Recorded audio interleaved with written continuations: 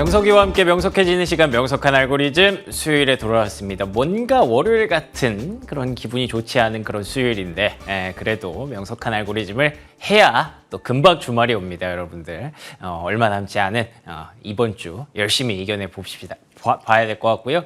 자, 일단 뭐 8월 전체적인 시장의 흐름을 좀 얘기를 해봐야 될 것 같습니다.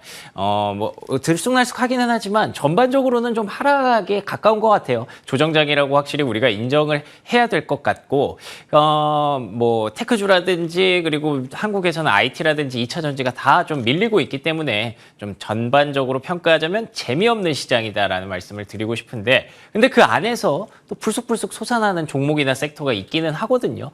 왜 이런 흐름들이 나타나는지 조금 탑다운 관점에서 한번 열심히 분석을 해봤으니까 알고리즘 한번 따라가 보시죠. 자, 일단 맨해튼으로 가보도록 하겠습니다. 물가 얘기를 할 수밖에 없습니다. 지난주에 물가가 두 개가 다 발표가 됐잖아요. CPI 그리고 PPI 이렇게 두 개가 미국에서 발표가 됐었는데 계속 떨어지기만 했었거든요. 사실 올해는 물가가 발표된다 그러면 다 좋아했어요. 계속 떨어질 것 같았으니까. 근데 이번만큼은 톡 올라왔습니다. 뭐 요거 가지고 뭐 그렇게 뭐라고 할 건 아니죠. 다들 아시는 것처럼 CPI는 예상치보다 훨씬 낮았고요. PPI는 조금 상회하기는 했지만 그게 뭐 큰 부담이 되는 주제는 아니었기 때문에, 그치만 어쨌든 떨어지기만 하다가 살짝 올라가니까 그냥 괜히 신경 쓰이는 건 사실이죠. 다들 아시는 것처럼 이 올라간 결과는 결국 이 유가에서 왔습니다. 국제유가의 상승세가 심상치가 않다라는 말씀 지난주까지 좀 드렸고요. 그리고 또 투기적 수요까지 붙기 시작했다라는 얘기를 좀 드렸는데, 이게 뭐 쏠림에서 뭐 이게 해체되는 과정에서 좀 나타나는 걸 수도 있고, 그리고 또 경기가 좋아져서, 그리고 혹은 뭐 사우디에서 계속 정책적으로 계속 가져가고 있잖아요. 그런 부분들이 다 작용을 하는 거는 맞겠지만, 중요한 건 그래서 유가가 언제까지 얼마나 더 오를 것이냐라는 관점이잖아요. 일단은 지금 시장에서 보고 있는 건 연말까지는 좀 계속 올라갈 것 같다라는 관점이 지배적입니다. 지금 8월이죠. 8월까지, 9월까지 좀 고점 찍고 살짝 밀리다가 연말 연초 들어서 다시 한번 쑥 올라갈 것이다. 여러 가지 이유들이 나오고 있겠죠. 어찌됐든 뭐 정확하게 이게 맞을 것이다, 틀릴 것이다라는 얘기를 할 건 아니지만 확실한 거 하나는 있습니다. 유가는 모르겠고 기름값은 엄청 올랐거든요. 뭐 제가 차를 끌고 다니는 건 아니라서 다행인데 주변의 친구들 얘기 들어보면 깜짝깜짝 놀라더라고요. 기름값이 도대체 왜 이렇게 오른 거냐고 뭐 얘기를 하던데, 어찌됐든 이렇게 되면 이게 사람의 심리를 건드리는 거거든요. 유가 올라가는 거는 우리가 뭐 투자, 뭐 WTI, 뭐 브렌트 어쩌고저쩌고 이런 관심 없는 분들도 많겠지만, 휘발유, 기름값이 올라가기 시작하면 그냥 내 지갑이 지금 얇아지는 겁니다.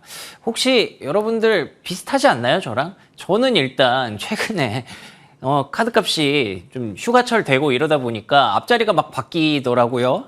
그런 것들도 있고, 보복 수요 같은 것들이 없지는 않았잖아요, 확실히. 이번에 여름에 돈을 좀 내가 왜 이렇게 많이 썼을까 생각을 해보니까, 확실히 작년까지 놀러 가지 못했던 것들이 약간 폭발하면서 매주 제가 어떻게든 놀러 가려고 그런 생각을 좀 하고 있더라고요.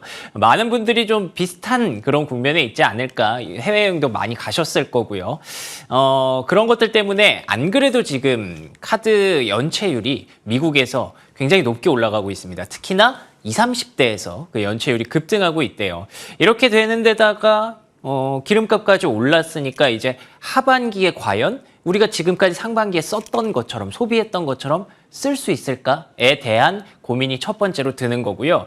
이렇게 되면 가장 먼저 좀 타격을 받는 쪽은 일단은 빚내서 사야 하는 뭔가 비싼 물건이겠죠. 뭐 집이라든지 혹은 자동차.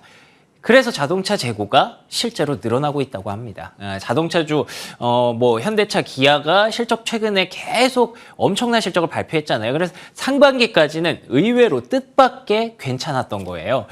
그래도 조금 빚을 낼 여력이 있었던 건데, 지금부터는 이제 이게 재고가 남기 시작하고 유가 올라가면 기업들 입장에서는 그게 비용이 올라가는 거고, 그렇게 되면 가격을 낮춰서라도 재고를 어떻게든 떨어뜨려야 되는데, 비용은 올라가고 가격을 낮추면 기업 입장에선 영업이익이 하락할 수밖에 없는 그런 구간이 하반기에 대한 경기 불안으로 계속 나타나는 겁니다. 그래서 엔비디아 차트를 좀 가져와 봤는데 엔비디아 차트를 가져온 이유는 총 두 가지예요. 첫 번째로는 일단 기대감을 많이 땡겼었다는 거죠. 이런 종목들이 한둘이 아니잖아요. 그렇기 때문에 기대감을 많이 땡겨 쓴 종목들이 하반기에 말씀드린 것처럼 소비자들의 지갑은 얇아지고 그리고 또 비용은 늘어나는데 여기에서 가격 하락 안 하고 버틸 수 있는가? 이 시험대에 올랐다는 게 가장 첫 번째로 말씀드리고 싶었던 부분이고요.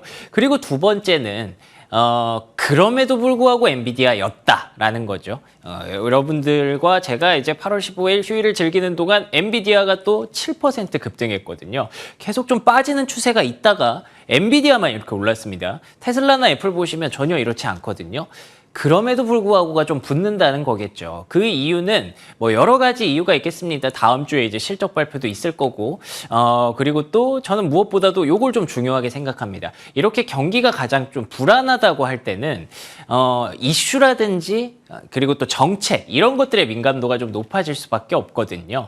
뭔가 이쪽에서 계속 이슈가 터진다. 이번 주 말에 한미일 정상회담이 있다. 그럼 반도체 얘기 안 나올 수가 없다. 예. 뭐 물론 그게 긍정적으로 작용할지 악재로 작용할지는 알 수 없습니다만 그래도 그만큼 이렇게 이슈와 정책 이런 것들이 계속 끊이지 않고 나오고 있다는 건 주도주로서의 이 올해를 관통하는 주도주로서의 성격은 여전히 가져가고 있다는 거고 저는 그리고 이 경기 불안할 때 두 가지가 아니라 세 가지를 꼽는데 한 가지 더 추가하자면 투자 모멘텀이거든요. 캐펙스 모멘텀. AI는 뭐 계속 투자를 할 수밖에 없는 거고 이번에 또 모건 스탠리 자료 보시거나 파이낸셜 타임스 자료 보시면 사우디에서 그렇게 산다면서요. 중국을 좀 막았다고 하더라도 중동에서 이제 AI 인프라 투자를 위해서 엔비디아 칩을 계속 사재기하는 수준이라고 하는데 요즘 여러분들 중동 아시죠? 축구 선수들 영입하는 거 보시면 아시겠지만 돈 엄청 많습니다. 진짜 상상을 초월한 뭐 주급 40억을 준대요. 축구 선수한테. 뭐 그런 정도의 돈을 지금 풀고 있기 때문에 그런 걸 감안한다면 주도주로서의 성격은 계속 가져갈 수 있을 것이다. 그래서 결국엔 불안할 때 옥석 가리기에 그 옥석의 가능성을 역시나 엔비디아가 좀 보여주고 있다라는 말씀을 드리고 싶었습니다. 그래서 이 얘기를 가지고 이제 우리나라로 가보도록 하겠습니다. 여의도 뭐 비슷한 맥락에서 일단은 조정장이라고 봐야 될 것 같기는 합니다. 근데 가장 좀 특징적인 부분들을 보시면 여기도 비슷합니다. 영업이익 추이가 지금 살아나고 있지 않기 때문이에요.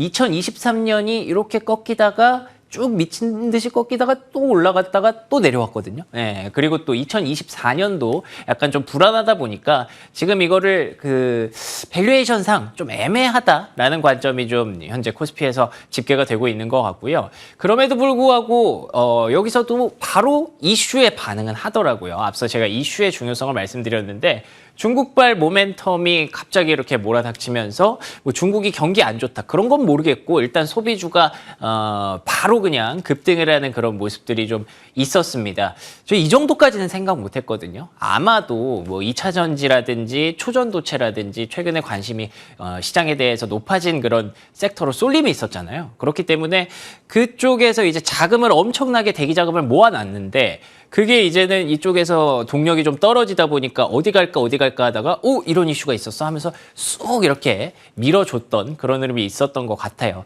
근데 최근에 이제 쏠림과 해소의 그 중간 어디쯤인 것 같기는 하잖아요. 그래서 물론 완벽하게 쏠림이 해소됐다라고 보기는 어렵다는 말씀 드렸지만 그래도 그게 계속 퍼지고 있는 과정에서 이제 옥석을 또 찾아야 되는 건데 그래서 또 개인 투자자들의 비중이 거래 비중이 조금씩 줄어들고 이제부터는 외국인 투자자들의 거래 비중이 조금씩 늘어나고 있는 것으로 판단하고 있거든요. 거의 바닥은 친 것으로 보고 있어요. 외국인 투자자들의 거래 비중이. 그러면 이제 외국인들이 어떤 선택지를 가져가느냐가 중요하다. 지난주부터 조금씩 말씀드리고 있는 부분인데요. 중국 소비주 그래서 어떻게 하는지 한번 봤습니다. 근데 글쎄요. 화장품과 의류에 대해서는 최근의 반등을 차익 실현 기회로 확실하게 활용을 하고 있다고 합니다. 아시는 것처럼 중국의 실물 경제 지표 보고 있으면 아무리 중국이 뭐 이렇게 뭐 해외여행을 독려한들 얼마나 나가겠느냐 뭐 이런 고민에서부터 시작을 한다면 사실 이쪽은 외국인들 입장에서 그렇게 매력적으로 느껴지지는 않는 섹터인 것 같습니다. 그러면 이걸 팔고 어디를 사느냐? 뭐 일단 아직 많이 사는 건 아니에요. 그럼에도 불구하고 IT 하드웨어, 기계 자동차, 반도체 여전히 올해 상반기에 중심이 됐던 그 섹터를 사고 있다는 거죠.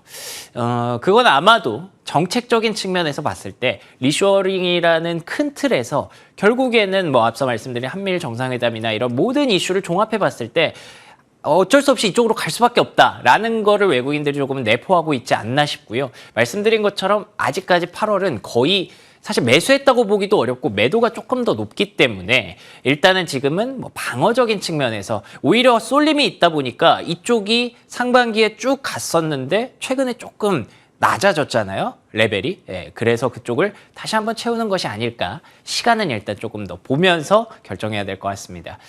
그래서 결론은 그럼에도 불구하고를 찾아라. 제가 아마 오늘 브리핑을 하면서 그럼에도 불구하고란 말을 꽤 여러 번 썼을 거예요. 그러니까 이렇게 하반기 경기에 대해서 저는 낙관적으로 보지 않습니다. 일단 첫 번째로. 일단 비관적인 관점이 조금 더 우세하고요. 뭐 지금 미국의 경기 골디락스 얘기하지만 전 골디락스까지는 좀 힘들 것 같아요. 아무래도 고금리를 버텨내는 과정에서 이거는 필연적인 경기의 하강은 좀 올 수밖에 없을 것 같고요. 그치만 그 안에서 그럼에도 불구하고 이슈몰이를 할 수 있고 정책적으로 뒷받침이 되고 투자가 몰아붙여지고 있는 그 섹터. 굳이 제가 말씀 안 드려도 여러분들이 더 잘 아실 것 같습니다. 여러분의 생각은 어떠실까요? 명석한 알고리즘이었습니다.